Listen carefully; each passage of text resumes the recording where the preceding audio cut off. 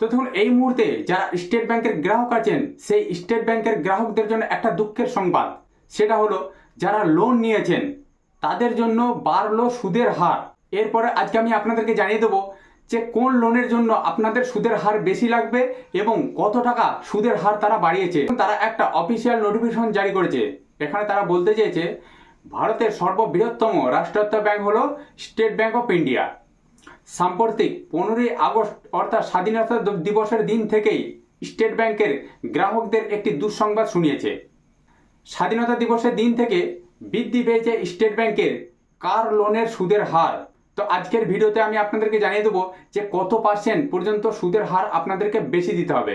দেখুন স্টেট ব্যাংকের লোনের সুদের হার বৃদ্ধি। লোনের ক্ষেত্রে 15ই আগস্ট থেকে নতুন সুদের হার কার্যকর হয়েছে। স্টেট ব্যাংক লোনের ক্ষেত্রে marginal cost of landing rate 10 basis point বৃদ্ধি করেছে। এবার অনেকের মনে হতে পারে এই মার্জিনাল কস্ট অফ ল্যান্ডিং রেটটা কি, এটা হয়তো অনেকেই জানেন না।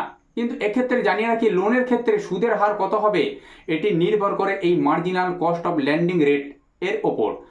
দেখুন এরপরে কোনো গ্রাহক সর্বনিম্ন যে সুদের হারে লোন পেয়ে থাকে তাকে marginal cost of landing rate বলা হয়, বা যেটাকে বলে MCLR, যেটাকে শর্ট ফর্মে বলে। দেখুন এরপর আমি আপনাদেরকে জানিয়ে দেবো কতটা সুদের হার বেড়েছে। 1 মাস, 3 মাস, 6 মাস, 2 বছর বা 3 বছর পর্যন্ত সুদের হার।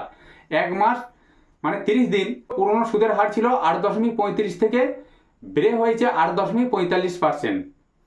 3 মাস 8.40 থেকে বের হয়েছে 8.50%। 6 মাস 8.75% থেকে বের হয়েছে 8.85%। 2 বছর 8.95% থেকে বেড়ে হয়েছে 9.5%। 3 বছর 9% থেকে বেড়ে হয়েছে 9.10%।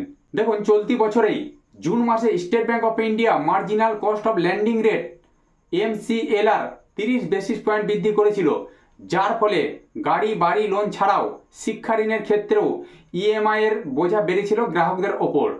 লোনের EMI বৃদ্ধিতে চিন্তায় গ্রাহকরা।